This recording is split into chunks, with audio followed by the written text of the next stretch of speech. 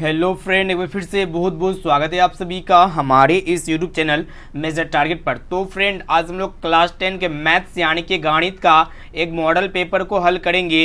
इस model paper में काफ़ी महत्वपूर्ण प्रश्न को सम्मिलित किए जो आपके बोर्ड परीक्षा यानी कि 2023 के बोर्ड परीक्षा के लिए महत्वपूर्ण होने वाला है।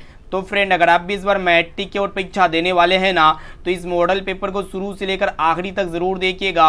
और इस मॉडल पेपर में जितने भी क्वेश्चंस को इंक्लूड किए हैं ना, ये सभी प्रश्न आपका एनसीईआरटी के न्यू पैटर्न पर आधारित है। तो फ्रेंड, अगर आप भी इस बार मैट्रिक बोर्ड परीक्षा देने वाले हैं ना, तो इस वीडियो को पूरा ज़रूर देखिएगा। और दोस्तों, आज का जो ऑनलाइन टेस्ट अभी तक नहीं दिए हैं ना, तो ऑनलाइन टेस्ट वेबसाइट पर चल रहा है, तो फटाफट से जाके वेबसाइट पे जो है ना ऑनलाइन टेस्ट दे दीजिएगा।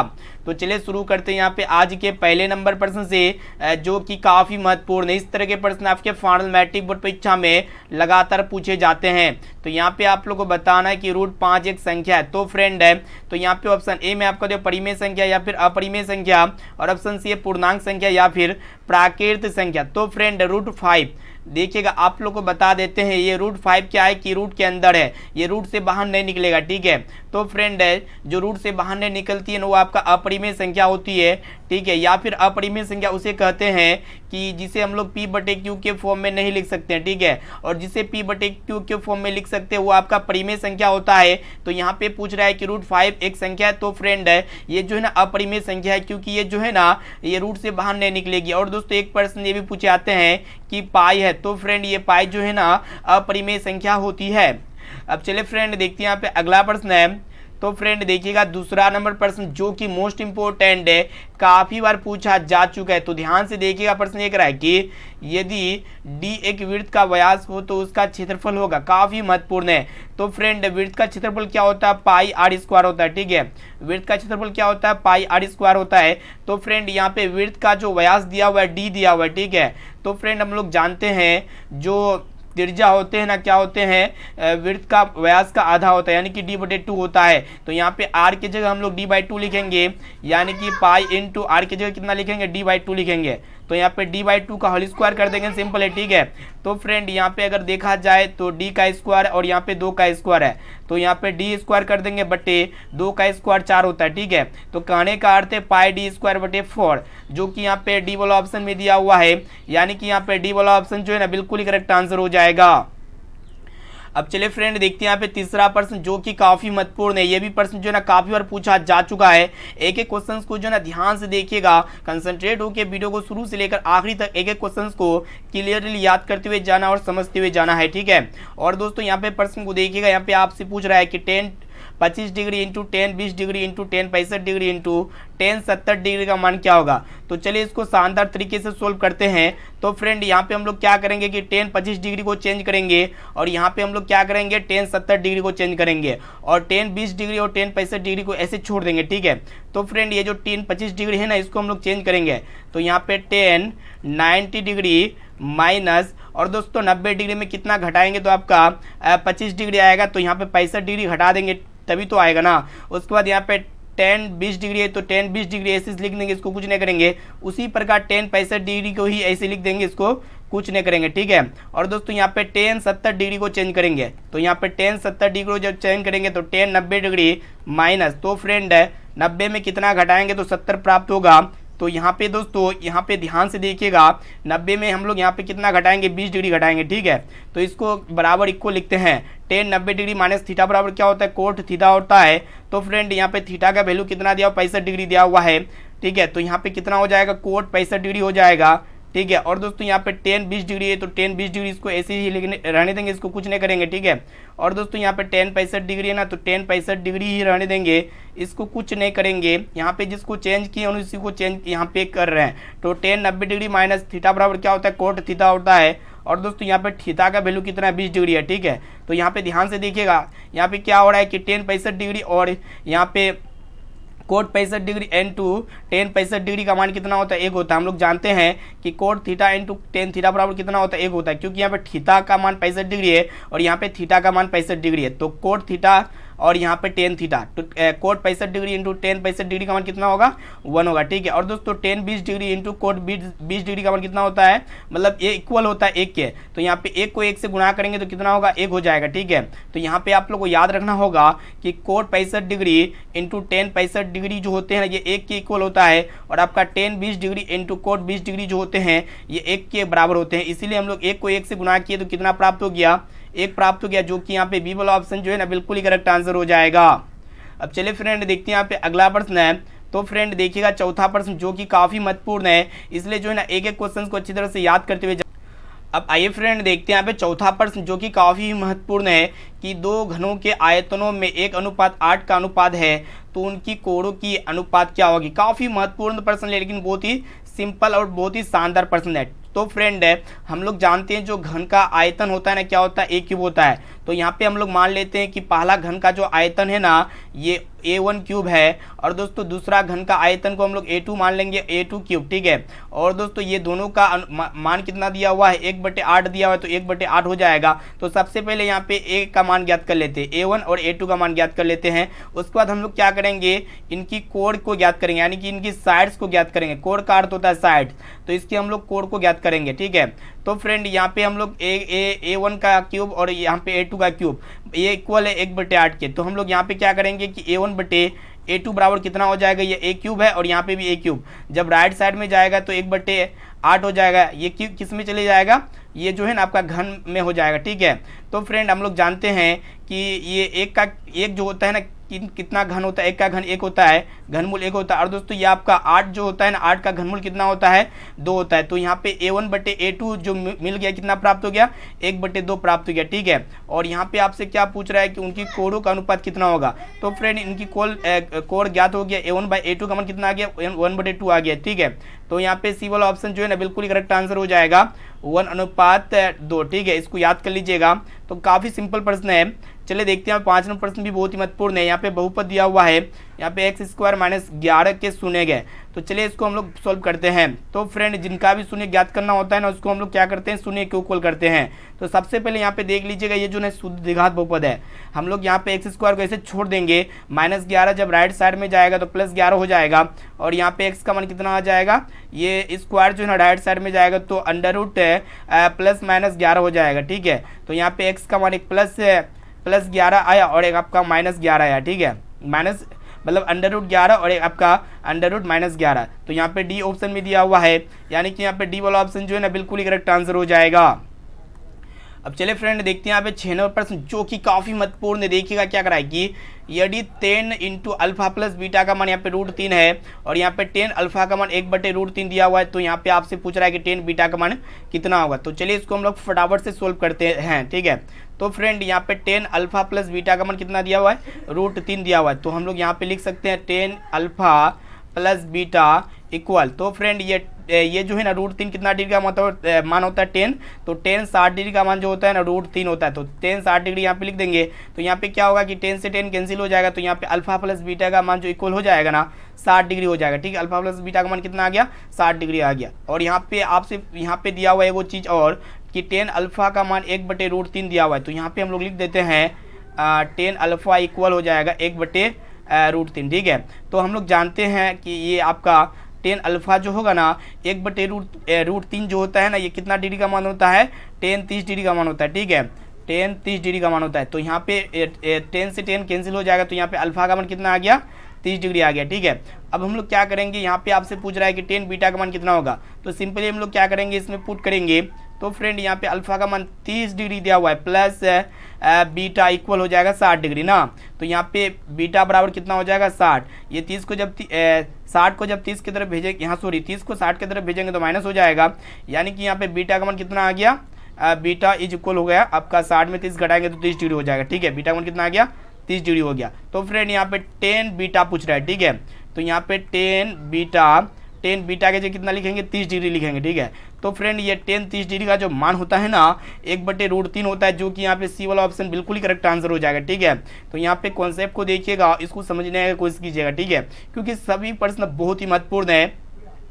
चलिए फ्रेंड देखते हैं यहाँ पे 7वां प्रश्न क्या कराए कि किसी वृत्त पर बाह्य बिंदु से कितनी स्पर्श रेखाएं खींची जा सकती है। ठीक है, तो चलिए यहाँ पे एगो हम लोग वृत्त को बना लेते हैं। ये आपका वृत्त हो गया। ठीक है, तो यहाँ पे आपसे पूछ रहा है कि इससे जो है ना कितनी स्पर्श रेखाएं खींची जा सकती है। काफ़ी सिंपल प्रश्न है लेकिन इंपॉर्टेंट प्रश्न है। ठीक है, तो ध्यान से देखना यहाँ पे देखिएगा वृत्त पर जो बाह्य बिंदु होता है, यहाँ पे एक बाहर बिंदु है और इनसे जो है ना कितनी स्पर्श रेखा खींची जा सकती है। तो फ्रेंड वृत्त के बाहर बिंदु से जो है ना सिर्फ और सिर्फ 2 ही गो स्पर्श रेखा खींची जा सकती है। ठीक है, तो यहाँ पे बी वाला ऑप्शन जो है ना बिल्कुल ही करेक्ट आंसर हो जाएगा। और एक प्रश्न ये भी पूछे आते हैं कि वृत्त पर कितनी स्पर्श रेखा खींची जा सकती है। तो फ्रेंड वृत्त पर जो है ना अनंत स्पर्श रेखा खींची जा सकती है। 7 में से आप लोग को याद रखना है। अब चलिए फ्रेंड देखते हैं यहाँ पे अगला प्रश्न है। तो फ्रेंड देखिए यहाँ पे 8 नंबर प्रश्न जो कि काफ़ी महत्वपूर्ण है। ये भी प्रश्न जो है ना काफ़ी बार पूछा जा चुका है। देखिएगा क्या कराएगी, यदि ए और बी अभाज्य संख्याएं हैं तो यहाँ पे आपसे पूछ रहा है कि ए और बी का लसागु क्या होगा। ठीक है, तो फ्रेंड अभाज्य संख्या क्या होते हैं, जो जिसका गुणनखंड सिर्फ और सिर्फ 2 ही को होता है। तो मान लीजिए कि ए का मान 2 है और यहाँ पे बी का मान 3 है, तो ये 2 अन्य मतलब अलग अलग अभाज्य संख्या लेंगे और दोनों का लसागु ज्ञात करना है। तो हम लोग दोनों को 2 और 3 का लसागु को ज्ञात करने के लिए हम लोग क्या करते हैं, दोनों को डायरेक्टली गुणा कर देते हैं। उसी प्रकार हम लोग क्या करेंगे कि ए को बी से गुणा कर देंगे सिंपली। तो यहाँ पे हम लोग क्या कर रहे हैं, दोनों को गुणा कर रहे हैं, यानी कि ए भी हो जाएगा। यहाँ पे ऑप्शन सी करेक्ट आंसर हो जाएगा। ठीक है, तो यहाँ पे एक क्वेश्चन को ध्यान से देखना है और याद करते हुए जाना है। चले देखते हैं यहाँ पे 9 नंबर प्रश्न भी बहुत ही महत्वपूर्ण है, तो ध्यान से देखिएगा दोस्तों, काफी बार पूछा जा चुका है। तो यहाँ पे प्रश्न ये कराएगी थी किसी त्रिभुज एबीसी में कोण ए और कोण बी पूरक कोण है। ठीक है, तो यहाँ पे आपसे पूछ रहा है कि कोण मतलब कोट सी का मान कितना होगा। ठीक है, तो यहाँ पे त्रिभुज एबीसी पहले हम लोग बना लेते हैं, एक ट्रायंगल बना लेते हैं। ठीक है, तो यहाँ पे यहाँ पे हम लोग क्या बनाएंगे, मतलब ट्रायंगल यानी कि एक त्रिभुज बनाएंगे। तो ये आपका क्या हो गया, त्रिभुज हो गया। ठीक है, तो यहाँ पे आपसे पूछ रहा है कि ए बी सी आपका त्रिभुज है, ये आपका ए हो गया और ये आपका बी हो गया और दोस्तों ये आपका सी हो गया। ठीक है, तो त्रिभुज ए बी सी में कोण ए और कोण बी पूरक कोण है। तो फ्रेंड पूरक कोण क्या होते हैं कि जिन 2 कोणों का योग 90 डिग्री हो तो आपका पूरक कोण होगा। तो यहाँ पे ए और बी दोनों मिलकर के कितना पूरेगा, 90 डिग्री पूरेगा, तो वही आपका क्या होगा, पूरक कोण होगा। तो यहाँ पे आपसे पूछ रहा है जो सी होगा ना, इसका कोट सी का मान ज्ञात करना है। ठीक है, तो चलिए इसको हम लोग शानदार तरीके से सोल्व करते हैं। हम लोग जानते हैं कि त्रिभुज के तीनों कोणों का योग कितना होता है, 180 डिग्री होता है। तो कोण ए प्लस कोण बी प्लस कोण सी इक्वल कितना हो जाएगा, 180 डिग्री हो जाएगा सिंपली। तो फ्रेंड यहाँ पे कोण ए और कोण बी दोनों मिलकर के कितना होगा, 90 डिग्री हो जाएगा, क्योंकि जिन 2 कोणों का योग मतलब 90 डिग्री होता है उसको हम लोग पूरक कोण कहेंगे। तो यहाँ पे साफ साफ कह दिया है कि ए और बी पूरक कोण है, तो यहाँ पे दोनों की जगह हम लोग बी 90 डिग्री लिख देंगे। तो यहाँ पे कोण सी बराबर हो जाएगा 180 डिग्री। तो यहाँ पे कोण सी को लेफ्ट साइड में रहने देंगे और दोस्तों यहाँ पे 90 को राइट साइड में भेजेंगे तो घट जाएगा। तो यहाँ पे कोण सी का मान कितना प्राप्त हो गया, 90 डिग्री प्राप्त हो गया। तो यहाँ पे आपसे पूछ रहा है कि कोट सी का मान कितना होगा। ठीक है, और दोस्तों सी की जगह हम लोग कितना रखेंगे, 90 डिग्री रख देंगे। तो कोट 90 डिग्री का मान कितना होता है, तो फ्रेंड है कोट 90 डिग्री का जो मान होता है ना, कितना होता है, तो 0 होता है। यहाँ पे जो है ना कितना हो जाएगा, 0 हो जाएगा, जो कि यहाँ पे बी वाला ऑप्शन जो है ना बिल्कुल ही करेक्ट आंसर हो जाएगा। ठीक है, चलिए फ्रेंड देखते हैं यहाँ पे नेक्स्ट क्वेश्चन जो कि काफ़ी महत्वपूर्ण है। तो फ्रेंड 10 नंबर प्रश्न को देखिएगा, जो कि काफ़ी बार पूछा जा चुका है आपके फाइनल मैट्रिक बोर्ड परीक्षा में कि द्विघात बहुपद का व्यापक रूप क्या होता है। ठीक है, बहुत ही सिंपल प्रश्न है। तो फ्रेंड द्विघात बहुपद का जो जनरल फॉर्म होता है ना, a x square plus b x plus c होता है, यानी कि यहाँ पे ए वाला ऑप्शन जो है ना बिल्कुल ही करेक्ट आंसर हो जाएगा। अब आइए फ्रेंड देखते हैं यहाँ पे 11 नंबर प्रश्न क्या कराए कि त्रिभुज पी क्यू आर में यदि पी क्यू स्क्वायर बराबर P R square plus R Q square हो तो त्रिभुज का यहाँ पे कौन सा कोण जो है ना समकोण होगा। ठीक है, तो यहाँ पे आपसे पूछ रहा है कि कौन ऐसा कोण है जो 90 डिग्री का होगा। तो इसके लिए अब सबसे पहले आपको एक त्रिभुज ड्रॉ करना होगा। तो चलिए हम लोग यहाँ पे एक सिंपली त्रिभुज को ड्रॉ कर लेते हैं। ठीक है, तो फ्रेंड त्रिभुज को ड्रॉ करने के बाद यहाँ पे हम लोग नाम लिख देते हैं, ये आपका पी हो गया। ठीक है, और यहाँ पे सॉरी कौन सा त्रिभुज ड्रॉ करना है, समकोण त्रिभुज ड्रॉ करना है। ठीक है, तो ये आपका दूसरा त्रिभुज हो गया। तो चलिए हम लोग यहाँ पे जो है ना समकोण ट्रायंगल को ड्रॉ कर लेते हैं, कुछ इस प्रकार ड्रॉ करते हैं। आपका यहाँ पे इस तरह होगा समकोण त्रिभुज ना। और दोस्तों यहाँ पे देखिएगा ये आपका P हो गया और ये आपका Q हो गया और दोस्तों ये आपका R हो गया। तो यहाँ पे जो है ना हम लोग जानते हैं पाइथागोरस प्रमेय के अकॉर्डिंग, पाइथागोरस प्रमेय क्या होता है कि PQ का स्क्वायर जो होता है ना PR का स्क्वायर प्लस RQ का स्क्वायर होता है। ठीक है, ये सभी को याद होना चाहिए। यानी कि H स्क्वायर जो होता है ये किसके बराबर होता है, P square plus B square के बराबर होता है। ठीक है, अगर ये मतलब फॉलो कर रहा है ना तो ये आपका कौन समकोण होगा वही आपको दिमाग में लगाना है, माइंड लगाना है। तो चलिए हम लोग आपको बताते हैं। तो फ्रेंड ये जो पी क्यू है ना, पी क्यू आपका क्या हो गया, एच हो गया, हाइपोटेनस हो गया।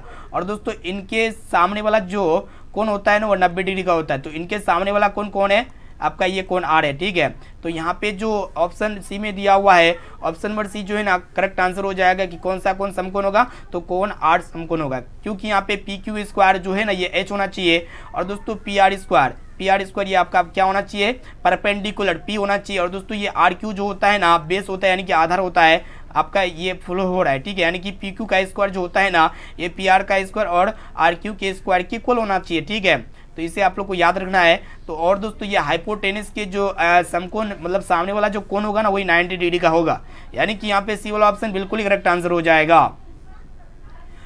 अब चलिए फ्रेंड देखते हैं यहाँ पे अगला प्रश्न है।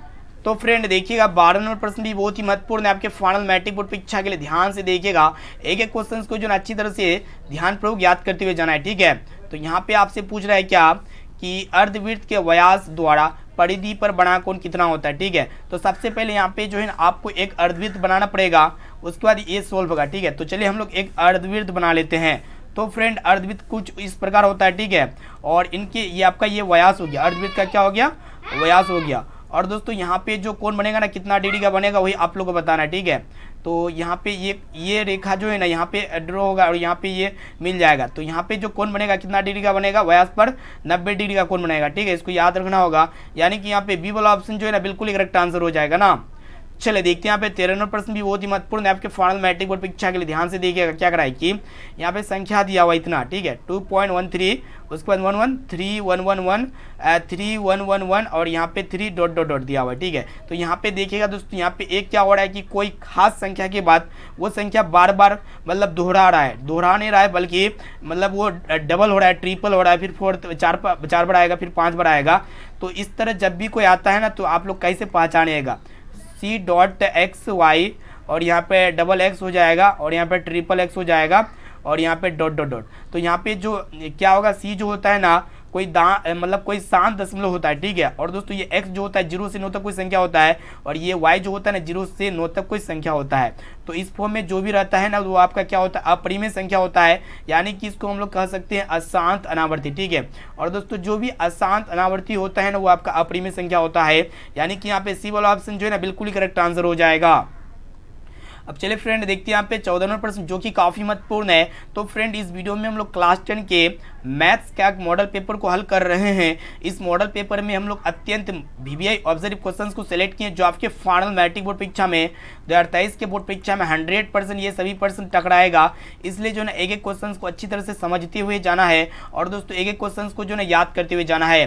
तो देखते हैं यहाँ पे 14 नंबर प्रश्न क्या कराए कि यहाँ पे 64 पाई सेंटीमीटर स्क्वायर क्षेत्रफल वाले वृत्त का व्यास ज्ञात करना है। ठीक है, तो यहाँ पे वृत्त का क्या ज्ञात करना, व्यास ज्ञात करना है। तो यहाँ पे क्षेत्रफल दिया हुआ है 64 पाई।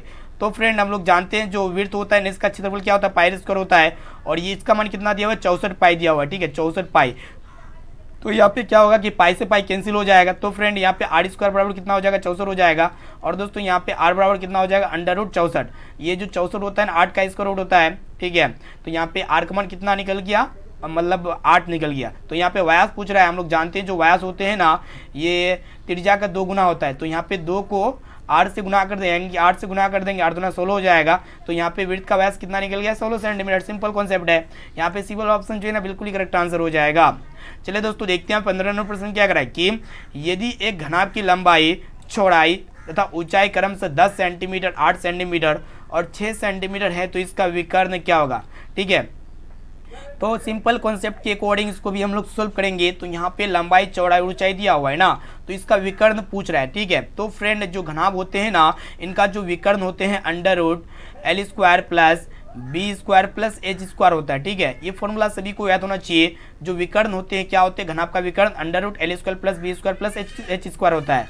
तो यहाँ पे L का मान कितना दिया हुआ है, 10 दिया हुआ है, तो यहाँ पे 10 का स्क्वायर। और दोस्तों B का मान 8 दिया हुआ है तो यहाँ पे 8 का स्क्वायर हो जाएगा। और यहाँ पे H का मान कितना दिया हुआ है, 6 दिया हुआ है तो 6 का स्क्वायर हो जाएगा। ठीक है, तो यहाँ पे इसको हम लोग जब सोल्व करेंगे 10 का स्क्वायर 100 होता है और यहाँ पे 8 का स्क्वायर 64 हो जाएगा। और दोस्तों यहाँ पे 6 का स्क्वायर 36 हो जाएगा ना, √, हो जाएगा। और दोस्तों यहाँ पे देखिएगा कि 100 प्लस 64 और 36 कितना हो जाएगा 100 हो जाएगा। तो यहाँ पे 100 और 100 को ऐड करेंगे तो कितना हो जाएगा √200 हो जाएगा। और दोस्तों ये 200 का जब रूट से बाहर निकालेंगे मतलब √200 को कितना लिख सकते हैं, देखिएगा ध्यान से, इसको हम लोग लिख सकते हैं 2 गुना 100, ठीक है, 2 गुना 100 लिख सकते हैं। इसका जब एलसीएम करेंगे और दोस्तों ये 100 जो होता है ना ये बाहर निकल के 10 आएगा और अंदर में √2 रह जाएगा, यानी कि 10 √2 सेंटीमीटर, जो कि यहाँ पे ए वाला ऑप्शन भी दिया हुआ है, यानी कि ए वाला ऑप्शन जो है ना बिल्कुल ही करेक्ट आंसर हो जाएगा।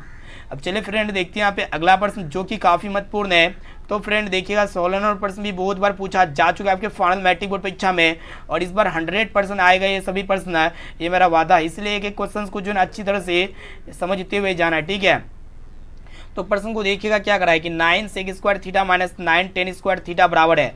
तो सबसे पहले यहाँ पे देखिएगा यहाँ पे भी 9 है और यहाँ पे भी 9 है, तो दोनों में क्या हो रहा है कि 9 कॉमन आ रहा है दोनों में से, और अंदर में क्या बच जाएगा sec स्क्वायर थीटा बच जाएगा माइनस यहाँ पे tan स्क्वायर थीटा बच जाएगा, ठीक है। तो फ्रेंड यहाँ पे क्या हो रहा है कि 9 इंटू हम लोग जानते हैं कि sec square theta minus tan square theta जो होता है ना एक के बराबर होता है, यानी कि जब हम लोग 9 को 1 से गुना करेंगे तो 9 हो जाएगा, जो कि यहाँ पे ऑप्शन बी में दिया हुआ है, यानी कि यहाँ पे बी वाला ऑप्शन जो है ना बिल्कुल ही करेक्ट आंसर हो जाएगा, ठीक है। इसे आप लोग को याद रखना है। अब आइए फ्रेंड देखते हैं यहाँ पे 17 नंबर प्रश्न क्या कराए कि यदि किसी घनाभ की लंबाई L, चौड़ाई B तथा ऊंचाई H दिया हुआ है, तो यहाँ पे आपसे पूछ रहा है कि घनाभ का आयतन क्या होगा। तो बहुत ही सिंपल कॉन्सेप्ट ये है। तो यहाँ पे घनाभ की लंबाई L, चौड़ाई B और ऊंचाई H दिया हुआ है, तो यहाँ पे घनाभ का जो आयतन होता है ना √L² plus B² plus H² होता है, ठीक है, जो कि यहाँ पे यहाँ पे घनाभ का जो आयतन होता है क्या होता है LBH होता है। आप लोग को याद रखना पड़ेगा घनाभ का आयतन क्या होता है, तीनों को आपस में गुना कर देंगे L गुना B गुना H। और दोस्तों घनाभ का जो संपूर्ण पृष्ठीय क्षेत्रफल होता है ना 2 into LB plus BH plus HL होता है, ठीक है। ये आपका क्या होता है घनाभ का संपूर्ण पृष्ठीय क्षेत्रफल, यानी कि कुल पृष्ठीय क्षेत्रफल होता है, और घनाभ का आयतन क्या होता है L गुना B गुना H होता है, ठीक है। इसे आप लोग को याद होना चाहिए। अब चलिए फ्रेंड देखते हैं यहाँ पे अगला प्रश्न है। तो फ्रेंड देखिए यहाँ पे 18 नंबर प्रश्न भी बहुत ही महत्वपूर्ण है कि यहाँ पे पूछ रहा है कि त्रिभुज ABC में मतलब यहाँ पे देखिएगा ध्यान से प्रश्न को कि यहाँ पे ABC में BC को D तक बढ़ाया गया, जिससे कोण ACD का मान यहाँ पे 110 डिग्री, कोण BAC का मान यहाँ पे 57 डिग्री है। तो यहाँ पे आपसे पूछ रहा है कि कोण ABC का मान कितना होगा, ठीक है। तो सबसे पहले यहाँ पे एक त्रिभुज ड्रॉ करते हैं जो कह रहा है, ठीक है, उसके अकॉर्डिंग यहाँ पे आपको ड्रॉ करना होगा, ठीक है। थोड़ा इसको हम लोग साइड में ड्रॉ कर लेते हैं कुछ इस प्रकार, है ना। तो यहाँ पे जो यहाँ पे कह रहा है उसी को लिखते हैं और आप लोग को सॉल्व करके बताते हैं, ठीक है। तो फ्रेंड यहाँ पे क्या करा है कि त्रिभुज ABC में आपका त्रिभुज A हो गया कोण A, और यहाँ पे B हो गया, और दोस्तों ये C हो गया। त्रिभुज ABC में ये जो BC है ना, ये BC को कहाँ तक बढ़ाया D तक बढ़ाया, यानी कि इसको जो है ना C को कहाँ तक लेके जाएंगे D तक लेके जाएंगे, D तक लेके चले गए, ठीक है, जिससे कोण ACD। तो फ्रेंड कोण AC और D, यानी कि ये वाला कोण का जो मान दिया हुआ है 110 डिग्री दिया हुआ है, ठीक है, 110 डिग्री दिया हुआ है। और यहाँ पे कोण BAC, यानी कि ये वाला कोण का जो मान दिया हुआ है ना 57 डिग्री दिया हुआ है, ठीक है। और दोस्तों यहाँ पे आपसे क्या पूछ रहा है कि कोण ABC का मान कितना होगा ना, यानी कि यहाँ पे कोण ये वाला B का मान पूछ रहा है। तो चलिए इसको हम लोग सोल्व करते हैं। तो फ्रेंड यहाँ पे देखिएगा कि कोण ACB, यहाँ पे ये वाला कोण आसानी से ज्ञात हो जाएगा, क्योंकि ये जो है ना एक ही बिंदु पर है, ठीक है, एक ही बिंदु पर दोनों कोणों का योग कितना होता है 180 डिग्री होता है, यानी कि 110 डिग्री, और यहाँ पे कोण C को ऐड करेंगे 110 डिग्री प्लस कोण C बराबर 180 डिग्री हो जाएगा, ठीक है। हम लोग जानते हैं ये आपका क्या हो गया, ये आपका रेखा हो गया, इस पर जो कोण बनता है ना, मतलब इस पर जो कोण बनेगा इस प्रकार कुछ बनता है, तो ये दोनों कोणों का योग कितना होता है 180 डिग्री होता है, ठीक है। तो इसीलिए यहाँ पे कोण C का मान कितना हो जाएगा 180 में जब हम लोग 110 को घटाएंगे तो कितना हो जाएगा 70 डिग्री हो जाएगा ना। तो यहाँ पे कोण C का मान कितना प्राप्त हो गया 70 डिग्री प्राप्त हो गया ना। अब हम लोग इजीली जो है ना यहाँ पे कोण B का मान ज्ञात कर सकते हैं, क्योंकि जब भी त्रिभुज का दो कोण प्राप्त होते हैं तो यहाँ पे जो है ना तीसरा कोण इजीली प्राप्त हो जाता है, क्योंकि त्रिभुज के तीनों कोणों का योग 180 डिग्री होता है, यानी कि कोण A, कोण B और कोण C को तीनों को जोड़ देंगे, ठीक है। तो चलिए हम लोग जोड़ते हैं कोण A प्लस कोण B प्लस कोण C इक्वल कितना हो जाएगा 180 डिग्री हो जाएगा, ठीक है। तो फ्रेंड यहाँ पे कोण A का मान कितना दिया हुआ है 57 डिग्री दिया हुआ, प्लस कोण B का मान हमें ज्ञात करना है प्लस कोण C का मान 70 डिग्री दिया हुआ है, ठीक है, बराबर कितना हो जाएगा 180 डिग्री हो जाएगा। जब हम लोग 70 और यहाँ पे 57 को इन दोनों को ऐड करेंगे ना तो कितना प्राप्त होगा 127 डिग्री प्राप्त हो जाएगा, 127 डिग्री प्लस कोण B बराबर हो जाएगा 180 डिग्री, ठीक है। तो फ्रेंड यहाँ पे कोण बी को ऐसे चलाने दीजिए सिंपली। तो यहाँ पे आपको क्या करना है, 180 डिग्री में 127 डिग्री घटा देना है, ठीक है। जब हम लोग 180 डिग्री में 127 डिग्री को घटाएंगे ना तो कितना प्राप्त होगा, 53 डिग्री प्राप्त हो जाएगा, ठीक है। 53 डिग्री, जो कि यहाँ पे ए वाला ऑप्शन में दिया हुआ है, यानी कि ए वाला ऑप्शन जो है ना बिल्कुल ही करेक्ट आंसर हो जाएगा। अब चलिए फ्रेंड देखते हैं यहाँ पे 19वां प्रश्न क्या करा है कि काफी महत्वपूर्ण ये भी प्रश्न आपके फाइनल मैट्रिक परीक्षा के लिए 2 × 1 - sin² ए बट्टे cos² ए का मान कितना होगा। तो फ्रेंड यहाँ पे क्या है कि 2 × 1 - sin² है, तो इसको हम लोग लिख सकते हैं 2 × 1 - sin² ए जो होता है ना ये cos² के इक्वल होता है, cos² ए बट्टे, और यहाँ पे बट्टे में cos² ए पहले से ही दिया हुआ है, तो यहाँ पे क्या होगा कि cos² ए से cos² ए कैंसिल हो जाएगा, तो यहाँ पे 2 प्राप्त होगा, जो कि यहाँ पे सी वाला ऑप्शन भी दिया हुआ है, यानी कि सी वाला ऑप्शन जो है ना बिल्कुल ही करेक्ट आंसर हो जाएगा। अब चलिए फ्रेंड देखते हैं यहाँ पे। तो फ्रेंड अभी तक आप वीडियो को लाइक नहीं किया ना तो प्लीज़ दोस्तों फटाफट से जल्दी से वीडियो को लाइक कर दीजिएगा। और दोस्तों चैनल पर नए हैं ना तो प्लीज़ दोस्तों चैनल को सब्सक्राइब करके बेल आइकन को प्रेस करके जो है ना ऑल पर जरूर सेलेक्ट कर लीजिएगा। और वीडियो को शुरू से लेकर आखिरी तक संपूर्ण है एक एक क्वेश्चन को जो है ना समझते हुए जाना है, ठीक है। और जो क्वेश्चन आपको अगर आपको समझ में नहीं आ रहा है ना तो आप लोग कमेंट कीजिए, आपको फिर से दोबारा उस प्रश्न को समझा दिया जाएगा, या फिर वीडियो को दोबारा देखिएगा, आपको 100% समझ में आ जाएगा। तो फ्रेंड देखिएगा 20वां प्रश्न क्या कराए कि बिंदुओं 2,3 एवं -2,3 के बीच की दूरी है। काफ़ी सिंपल प्रश्न है। तो फ्रेंड जब भी दूरी पूछे ना तो आप लोग क्या कीजिएगा, डिस्टेंस फॉर्मूला का प्रयोग कीजिएगा, यानी कि दूरी सूत्र का प्रयोग कीजिएगा। तो फ्रेंड दूरी सूत्र क्या होता है, x2 - x1 का होल स्क्वायर होता है प्लस y2 - y1 का होल स्क्वायर होता है। तो सिंपल यहाँ पे फॉर्मूला बैठाएंगे और आंसर आ जाएगा, ठीक है। तो फ्रेंड यहाँ पे अंडर रूट x2 का मान जो है ना कितना दिया हुआ है, देखा ये आपका क्या होता है x1 होता है। और दोस्तों यहाँ पे नीचे में लिखते हैं ताकि आप समझ में पाए, ये जो होते हैं x1 होते हैं, ठीक है, और ये आपका y1 होते हैं, और ये आपका x2 होते हैं, और दोस्तों ये आपका क्या होते हैं y2 होते हैं ना। तो चलिए इसको हम लोग सोल्व करते हैं। तो यहाँ पे x2 का मान कितना दिया, -2 दिया हुआ है, तो -2, और दोस्तों x1 का मान कितना दिया हुआ, 2 दिया हुआ है, तो ये दोनों आपस में घट जाएगा का स्क्वायर प्लस y2 - y1, यानी कि y2 का मान 3 दिया हुआ है, y1 का मान 3 दिया हुआ है, तो 3 में 3 घटा देंगे, ठीक है। तो फ्रेंड यहाँ पे क्या होगा कि -2 दोनों ऐड होगा, कितना होगा, -4 हो जाएगा, -4 का स्क्वायर, 3 में 3 घटिया कितना हो गया, 0 का स्क्वायर, 0 होता है तो इसको नहीं लिखेंगे, ठीक है। तो फाइनली यहाँ पे -4 का स्क्वायर का अंडर रूट हो गया, ठीक है। तो फ्रेंड ये जो -4 का स्क्वायर कितना होता है, 16 होता है, और ये 16 बाहर निकल के कितना आएगा, 4 आएगा, ठीक है।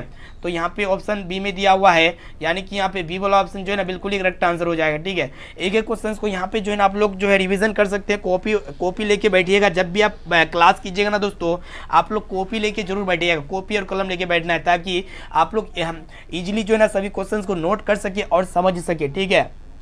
और जो भी क्वेश्चंस अगर आपको समझ में नहीं आ रहा है ना तो आप स्क्रीनशॉट्स लेके आप हमें भेज सकते हैं, व्हाट्सअप कर सकते हैं। तो फ्रेंड ये मेरा व्हाट्सअप नंबर है 6206 है 076569, ठीक है। ये नंबर को सेव कीजिए और आप हमें मतलब हेलो कीजिए, आपका नंबर यहाँ पे जो है ना हमारे पास आ जाएगा, और आप जो है ना हमें स्क्रीनशॉट्स लेके उस पर्सन को भेज सकते हैं, और जो है ना उस पर्सन को हम दोबारा समझाएंगे ताकि आपको इजीली समझ में आ जाएगा, ठीक है। तो फ्रेंड देखिएगा 21वां प्रश्न भी बहुत ही महत्वपूर्ण है। किसी वृत्त के व्यास के दोनों सिरों से खींची गई स्पर्श रेखा जो होती है ना हमेशा कैसा होता है, ठीक है। तो यहाँ पे किसी भी वृत्त के व्यास के दोनों ओर, तो सबसे पहले यहाँ पे एक वृत्त ड्रॉ कर लेते हैं, ठीक है। कुछ इस प्रकार वृत्त बना लिए दोस्तों, कुछ इस प्रकार वृत्त बना लिया, ठीक है। तो यहाँ पे आपसे क्या कह रहा है कि ये आपका व्यास हो गया, आपका क्या हो गया, व्यास। तो यहाँ पे व्यास के दोनों सिरों पर, व्यास का सिरा यहाँ पे होगा और व्यास का सिरा यहाँ पे होगा, तो दोनों सिरों से खींची गई स्पर्श रेखा, तो यहाँ पे हम लोग सही से स्पर्श रेखा खींचेंगे, ठीक है। और इधर भी हम लोग दोनों सिरों पर कह रहा है तो दोनों सिरों पर हम लोग क्या खींचेंगे, स्पर्श रेखा। तो ये दोनों स्पर्श रेखा क्या होती है, आपस में एक दूसरे के समानांतर होती है, यानी कि पैरेलल होती है, जो कि यहाँ पे बी वाला ऑप्शन में दिया हुआ है, यानी कि बी वाला ऑप्शन जो है ना बिल्कुल ही करेक्ट आंसर हो जाएगा। अब चलिए फ्रेंड देखते हैं यहाँ पे 22वां प्रश्न जो कि काफी महत्वपूर्ण है कि समांतर श्रेणी 0,4,8,12 का सारांतर ज्ञात करना है। तो फ्रेंड सारांतर यानी कि कॉमन डिफरेंस को कैसे ज्ञात करते हैं, पहला मतलब ये आपका पहला पद होता है और दोस्तों ये दूसरा पद होता है, तो हम लोग a2 में a1 को घटा देंगे सिंपली, तो आपका सारांतर ज्ञात हो जाएगा। तो a2 का मान कितना दिया हुआ है, 4 दिया हुआ है, तो 4 माइनस a1 का मान कितना दिया हुआ है, 0 दिया हुआ है, तो 4 में जब 0 को माइनस करेंगे तो कितना होगा, 4 होगा, जो कि यहाँ पे बी वाला ऑप्शन में दिया हुआ है, यानी कि बी वाला ऑप्शन बिल्कुल ही करेक्ट आंसर हो जाएगा। चलिए फ्रेंड देखते हैं यहाँ पे 23वां प्रश्न भी बहुत ही महत्वपूर्ण है, तो ध्यान से देखिएगा। प्रश्न देख रहा है कि यहाँ पे आपको बताना है कि एक्स अक्ष का समीकरण है। तो फ्रेंड जो एक्स अक्ष का जो समीकरण होता है ना y बराबर 0 होता है, यानी कि यहाँ पे बी वाला ऑप्शन जो है ना बिल्कुल करेक्ट आंसर हो जाएगा। ठीक है, और दोस्तों एक प्रश्न में पूछे जाते हैं कि y अक्ष का समीकरण है। तो फ्रेंड y अक्ष का जो समीकरण होते हैं ना x बराबर 0 होते हैं। ठीक है, इसे आप लोग याद होना चाहिए। चलिए फ्रेंड देखते हैं यहाँ पे अगला प्रश्न है। तो फ्रेंड देखिए यहाँ पे 24वां प्रश्न जो कि काफी महत्वपूर्ण है कि क्वेश्चंस को जो अच्छी तरह से याद करते हुए जाना है। तो देखिएगा ध्यान से, प्रश्न एक रहा है कि सअभाज्य संख्याओं का मान से ज्ञात करना है। ठीक है, सअभाज्य संख्या का मान से क्या होता है। तो फ्रेंड सअभाज्य संख्या क्या क्या होती है, 2,3, ये आपका क्या हो गया सअभाज्य संख्या, इन दोनों का मान से ज्ञात करना है। तो मान से हम लोग कैसे ज्ञात करते हैं, कुछ इस प्रकार ज्ञात करते हैं भाग विधि के द्वारा। तो यहाँ पे 2 एक बार में जाएगा, 2 1 का 2 हो गया, फिर यहाँ पे 1 बचा शेषफल, और यहाँ पे 1 को फिर 2 से भाग करते 2 बार, तो यहाँ पे 1 दूना 2 हो जाएगा। तो यहाँ पे शून्य प्राप्त हो गया ना, जब शून्य प्राप्त होता है तो वही आपका जो मतलब भाजक होता है वही आपका एचसीएफ होता है। तो यहाँ पे 1 है तो 1 आपका क्या हो जाएगा एचसीएफ हो जाएगा। तो इसे आप लोग को याद होना चाहिए कि जब मतलब सहअभाज्य संख्याओं का मान से कितना होता है 1 होता है। ठीक है, आप लोग यहाँ पे याद रखिएगा दोस्तों, सहअभाज्य संख्याओं का मान से कितना होता है 1 होता है। ठीक है, चलिए फ्रेंड देखते हैं 25वां प्रश्न भी बहुत ही महत्वपूर्ण है। तो इस प्रश्न को ध्यान से देखिएगा फ्रेंड। प्रश्न एक रहा है कि 2 भिन्न भिन्न त्रिज्याओं वाले वृत्त हमेशा होते हैं। तो फ्रेंड 2 भिन्न भिन्न त्रिज्या वाले वृत्त जो होते हैं ना ये हमेशा क्या होते हैं वही आप लोग को बता देना है। ठीक है, तो यहाँ पे 2 भिन्न भिन्न त्रिज्या वाले जो वृत्त होते हैं ना ये हमेशा क्या होते हैं समरूप होते हैं। ठीक है, यानी कि एक दूसरे के जैसा दिखने वाला। यहाँ पे बी वाला ऑप्शन जो है ना बिल्कुल ही करेक्ट आंसर हो जाएगा। जैसे आप लोग को समझा रहे हैं इस प्रश्न को पहले बता देते हैं। यहाँ पे एक वृत्त ड्रॉ कर लिया, ठीक है, उसी प्रकार यहाँ पे और एक वृत्त ड्रॉ कर लेते हैं। कुछ ये वृत्त जो है ना बड़ा ड्रॉ करते हैं। तो यहाँ पे क्या कह रहा है कि यहाँ से यहाँ तक जो होगा ना और यहाँ से यहाँ तक ये आपका त्रिज्या होगा, ये त्रिज्या 4 सेंटीमीटर है और दोस्तों ये त्रिज्या आपका है 10 सेंटीमीटर। तो यहाँ पे 4 सेंटीमीटर 10 सेंटीमीटर दोनों त्रिज्या क्या है भिन्न भिन्न है। और ये जो दोनों वृत्त होते हैं ना क्या मतलब दोनों का स्ट्रक्चर एक जैसा है, लेकिन बड़ा छोटा है इसमें दिक्कत नहीं है, लेकिन ये बनावट क्या है एक जैसा है। ये भी गोल है तो ये भी गोल है। ठीक है, तो इसको जब भी मतलब सेम दिखने वाला जो स्ट्रक्चर होता है उसको हम लोग क्या कहते हैं समरूप कहते हैं। एक दूसरे के समान जो होते हैं वो समरूप होता है। ठीक है, तो यहाँ पे बी वाला ऑप्शन जो है ना बिल्कुल ही करेक्ट आंसर हो जाएगा। चलिए फ्रेंड देखते हैं यहाँ पे 26वां प्रश्न जो कि काफी महत्वपूर्ण है। तो फ्रेंड प्रश्न को देखिएगा ध्यान से। प्रश्न एक रहा है कि यदि किसी बारंबारता सारणी का माध्य 8.9 एवं माध्यिका 9 हो तो बहुलक होगा। ठीक है, तो फ्रेंड हम लोग यहाँ पे जानते हैं जो बहुलक यानी कि मोड जो होता है ना ये 3 गुना माध्यिका। यहाँ पे फॉर्मूला इसको नोट कर लीजिएगा दोस्तों कॉपी में, 3 गुना माध्यिका माइनस 2 गुना माध्य होता है। ठीक है, तो इसी फॉर्मूला के अकॉर्डिंग इसको हम लोग सॉल्व करेंगे। 2 गुना माध्य होता है। ठीक है, 2 गुना माध्य, तो यहाँ पे हम लोग माध्य को लिखेंगे। ठीक है, तो फ्रेंड यहाँ बहुलक बराबर क्या होता है 3 गुना माध्यिका माइनस 2 गुना माध्य होता है। तो यहाँ पे 3 गुना माध्यिका का मान जो दिया हुआ है कितना दिया हुआ 9 दिया हुआ है माइनस 2 गुना, और दोस्तों यहाँ पे जो माध्य दिया हुआ है ना 8.9 दिया हुआ है। ठीक है, 8.9, तो यहाँ पे 9 तिया 27 हो जाएगा। माइनस करेंगे यहाँ पे जब दोनों को गुना करेंगे ना तो कितना प्राप्त होगा 17.8 प्राप्त होगा। और दोस्तों 27 में 17.8 घटेगा तो कितना होगा 9.2 होगा, 9.2, जो कि यहाँ पे सी ऑप्शन में दिया हुआ है। यानी कि यहाँ पे सी वाला ऑप्शन जो है ना बिल्कुल ही करेक्ट आंसर हो जाएगा। चलिए फ्रेंड देखते हैं 27वां प्रश्न भी बहुत ही महत्वपूर्ण है। तो देखिएगा क्या करा है कि वृत्त के केंद्र पर बना कोण होता है। तो फ्रेंड जो वृत्त का केंद्र होता है ना उसमें कितना डिग्री का कोण बनता है, ये आपका वृत्त हो गया। और दोस्तों इसमें वृत्त के केंद्र पर जो है ना 180 डिग्री का कोण बनता है, ना कि 360 डिग्री का। तो यहाँ पे 4 ऑप्शंस दिया हुआ है, तो आप लोग याद रखिएगा जो वृत्त होते हैं ना ये पूरा गोल होते हैं। ठीक है, तो वृत्त के केंद्र पर जो कोण बनता है ना 360 डिग्री का कोण बनता है, यानी कि यहाँ पे डी वाला ऑप्शन जो है ना बिल्कुल ही करेक्ट आंसर हो जाएगा। अब चलिए फ्रेंड देखते हैं यहाँ पे अगला प्रश्न जो कि काफी महत्वपूर्ण है। तो देखिएगा 28 नंबर प्रश्न ये करा है कि एक घन का संपूर्ण पृष्ठीय क्षेत्रफल दिया हुआ है। ठीक है, 216 सेंटीमीटर स्क्वायर। तो इसका क्या पूछ रहा है आयतन पूछ रहा है। ठीक है, तो चलिए इसको हम लोग फटाफट से सॉल्व करते हैं। तो फ्रेंड जो घन होते हैं ना इनका जो संपूर्ण पृष्ठीय क्षेत्रफल का जो फॉर्मूला होता है 6 गुना ए स्क्वायर होता है, यानी कि 6a स्क्वायर होता है। इनका मान कितना दिया हुआ 216 दिया हुआ है। ठीक है, घन का संपूर्ण पृष्ठीय क्षेत्रफल बराबर क्या होता है 6 गुना ए स्क्वायर का मान कितना दिया 216 दिया हुआ है। ठीक है, तो सबसे पहले यहाँ पे 6 गुना में तो राइट साइड में जाएगा तो क्या होगा बटे हो जाएगा, यानी कि ए स्क्वायर बराबर कितना हो जाएगा 216/6। जब इसको हम लोग काटेंगे तो कितना प्राप्त होगा 6 6 36। ठीक है, तो फ्रेंड यहाँ पे ए बराबर कितना हो जाएगा √36 हो जाएगा। तो ये 36 जो है ना 6 का स्क्वायर रूट होता है, तो यहाँ पे ए का मान कितना प्राप्त हो गया 6 प्राप्त हो गया ना। तो इसका आपको आयतन पूछ रहा है। तो फ्रेंड आयतन हम लोग कैसे निकालेंगे, आयतन जो होता है ना घन का आयतन क्या होता है 1 क्यूब होता है। 1 क्यूब यानी कि 6 को 3 बार गुना करेंगे, 1 बार 2 बार 3 बार। जब इसको हम लोग 3 बार गुना करेंगे तो कितना प्राप्त होगा 6 36 हो गया।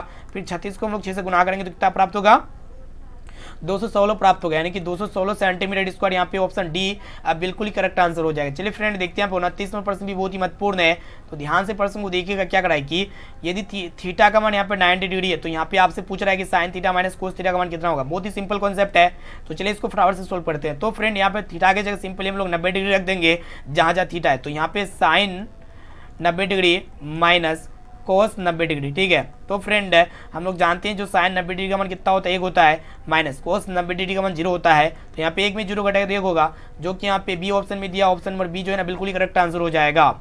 चलिए फ्रेंड देखते हैं यहाँ पे आज का लास्ट और अंतिम प्रश्न, जो कि काफी महत्वपूर्ण है, तो ध्यान से देखिएगा। क्या कराएगी कि बहुपद px बराबर x square plus 7x plus 10 के शून्य अल्फा तथा बीटा हो, तो यहाँ पे आपको पूछ रहा है कि अल्फा इंटू बीटा का मान कितना होगा, ठीक है। अल्फा इंटू बीटा का मान यहाँ पे आपसे पूछ रहा है, यहाँ पे इंटू कर दीजिएगा दोस्तों। तो फ्रेंड अल्फा इंटू बीटा बराबर जो फॉर्मूला होता है, यहाँ पे अल्फा इंटू बीटा बराबर फॉर्मूला क्या होता है, c/a होता है, ठीक है। और दोस्तों यहाँ पे a जो होता है ना एक्स स्क्वायर का गुणांक होता है, तो जो कि 1 दिया हुआ है। और दोस्तों यहाँ पे जो c होते हैं ना, c का मान जो सबसे लास्ट में होगा, जो कांस्टेंट होता है आपका c होता है 10 दिया हुआ। और दोस्तों यहाँ पे b का मान जो है ना कितना दिया हुआ है, x का गुणांक 7 दिया हुआ है। तो यहाँ पे c/a अल्फा इंटू बीटा बराबर फॉर्मूला होता है, तो यहाँ पे c का मान 10 रखेंगे और दोस्तों बटे a का मान 1, यानी कि 10/1 का मतलब होता है 10, जो कि यहाँ पे ऑप्शन ए में दिया हुआ है। ऑप्शन नंबर ए जो है ना बिल्कुल ही करेक्ट आंसर हो जाएगा, ठीक है। तो फ्रेंड यहाँ पे हम लोग सिंपली जो है ना क्लास 10 के मैथ्स के एक महत्वपूर्ण मॉडल पेपर को सोल्व किए। और दोस्तों ये क्लास 10 के मैथ्स का पहला मॉडल पेपर को सोल्व किए, जिनमें हम लोग काफ़ी महत्वपूर्ण ऑब्जर्व क्वेश्चंस को देख चुके। ये सभी प्रश्न जो है ना काफ़ी महत्वपूर्ण है, जो कि 2023 की बोर्ड परीक्षा में 100% लड़ेगा ही लड़ेगा, ठीक है। और दोस्तों अभी जो है ना टेस्ट चल रहा है, तो 7 बजे टेस्ट चल रहा था, स्टार्ट हुआ था। और दोस्तों टेस्ट जो है ना मतलब रात 9 बजे तक दे सकते हैं, ठीक है। तो यहाँ पे क्योंकि रात 9 बजे तक ही उसका जो है ना रिजल्ट को हम लोग प्रकाशित कर देते हैं। तो आज जो है ना दो टेस्ट था, ठीक है। एक मॉर्निंग टाइम में अगर आप टेस्ट को दे चुके हैं तो थैंक यू। और इनके साथ साथ दोस्तों अभी जो है हम लोग टेस्ट 7 बजे से स्टार्ट होता है टेस्ट, तो आप लोग टेस्ट को दे दीजिएगा। वीडियो को देखने के बाद आप लोग टेस्ट को दीजिएगा, ठीक है। तो टेस्ट कैसे दिया जाता है, जिस भी विद्यार्थियों को पता नहीं है ना, तो ये मेरा व्हाट्सएप नंबर ले लीजिए 6206076569, ठीक है। इस नंबर को सेव कीजिए और आप हमें हेलो कीजिए, आपको जो ना व्हाट्सएप ग्रुप में जोड़ देंगे। और व्हाट्सएप ग्रुप में बताते रहते हैं कि टेस्ट कैसे दे सकते हैं और फ्री में PDF कैसे डाउनलोड कर सकते हैं, ठीक है। और दोस्तों ये आपका SW क्वेश्चन है, इसका आंसर क्या लगता है, 10 30 डिग्री का मान क्या लगता है, ठीक है। इसका राइट आंसर जल्दी से आप हमें कमेंट करके बताइए। और दोस्तों ये भी बताना कि 30 में से 30 आप लोग का आया कि नहीं आया, ठीक है। यानी कि 30 में से आप लोग को कितना % का सटीक आंसर याद था, इसका भी जवाब आप हमें कमेंट करके जरूर बताइएगा। और इनके साथ साथ ये भी बताना है कि मतलब जो आप टेस्ट दिए थे ना, मतलब जो अभी तक आप टेस्ट दिए कि नहीं बताइएगा। 7 बजे जो यहाँ पे टेस्ट लगाए हैं ना, ये टेस्ट अभी तक आप दिए कि नहीं बताइएगा, ठीक है, कमेंट करके। अगर आप अभी तक नहीं दिए ना, तो फ्रेंड है फटाफट से टेस्ट को दे दीजिएगा, ठीक है। ऑनलाइन हमारे वेबसाइट पर टेस्ट चल रहा है, जाके दीजिएगा, संडे का धमाका टेस्ट, ठीक है। तो फ्रेंड वीडियो को लाइक कर दीजिएगा, चैनल पर नए हैं ना तो प्लीज़ दोस्तों फटाफट से चैनल को सब्सक्राइब कर लीजिएगा, ठीक है। साथ में बेल आइकन आएगा, बेल आइकन को प्रेस करके ऑल पर जरूर सेलेक्ट कर लेना है। थैंक यू, फिर मिलते हैं जल्दी अगले वीडियो पे।